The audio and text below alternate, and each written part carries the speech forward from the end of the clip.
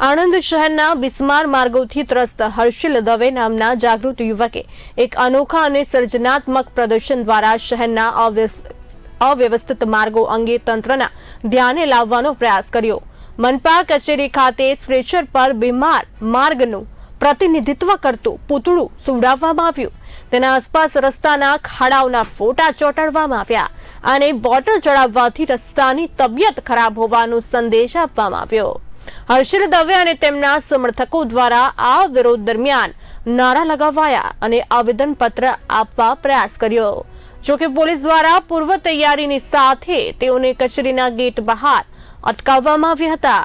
અંતે deputy commissioner એસ.કે. ગરવાલે આવેદનપત્ર સ્વીકાર્યું અને તાત્કાલિક માર્ગ મરામત તથા આઇકોનિક રોડના કાર્ય માટે જવાબદાર કોન્ટ્રાક્ટરને બ્લેકલિસ્ટ કરવાની માંગ કરવામાં આવી હતી। આજનો વિરોધ કરવાનો એક જ મકસદ છે કે આણંદ શહેરના રસ્તાઓ ખૂબ ખરાબ થઈ ગયા છે। સાથે સાથે જીયુડીસી દ્વારા જે તે સોસાયટીઓની અંદર ખાડા કર્યા છે એનું બરોબર પુરાણ કરવામાં નથી આવ્યું। એની સાથે જે મહાનગરપાલિકાએ જે આઇકોનિક રોડ છે જે 2.14 કરોડના રૂપિયા બનાવેલ છે એ માત્ર 45 દિવસની અંદર તૂટી ગયો છે। જે જીજે પટેલ કન્સ્ટ્રક્શન કંપનીએ બનાવ્યો છે એને બ્લેકલિસ્ટ કરવામાં આવે। સાથે જે આણંદ શહેરના રોડ રસ્તા બીમાર પડી ગયા એને અમે આઇસોલેટ કરી એક પ્રતિકાર રૂપે કમિશનર સાહેબને ત્યાં એડમિટ કરવામાં આવે છે, પણ કમિશનર સાહેબ હતા નહીં।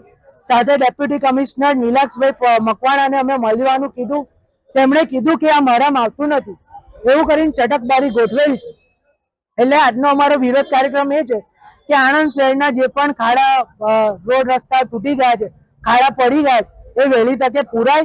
જો નહીં પૂરવામાં આવે તો આવનારા 15 દિવસની અંદર એ રોડ રસ્તાની સ્મશાન યાત્રા કાઢવામાં આવશે।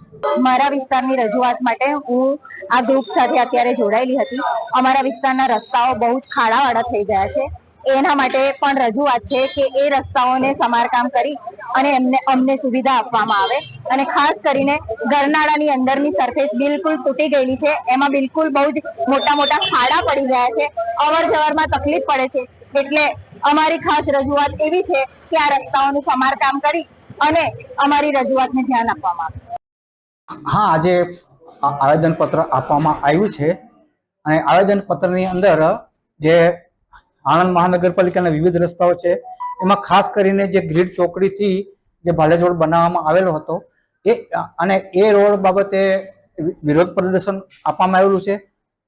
તેમજ જે આણંદ મહાનગરપાલિકા વિસ્તારમાં જે અત્યારે સરકારની મોટી મોટી સ્કીમો નલ સે જલ યોજના અને ડ્રેનેજ ઘરે ઘરે મહીસાગરનું પાણી પહોંચે તે માટેની યોજના ચાલી રહી છે। તેમાં ડ્રેનેજનું કનેક્શન દરેક આણંદ મહાનગરપાલિકાના દરેક ઘરે મળે તે માટે ડ્રેનેજનું કામ પણ ચાલુ છે।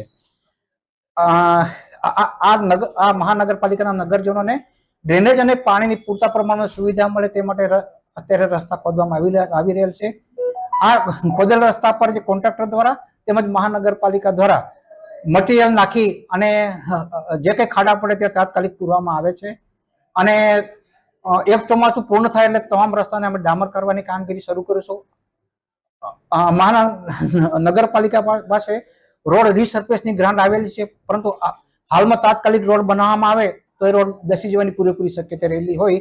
અત્યારે રસ્તાઓ બને ત્યાં સુધી મોટર બેલ કરી અને જ્યાં ખાડા હોય તાત્કાલિક પૂરવાની કાર્યવાહી કરીશું।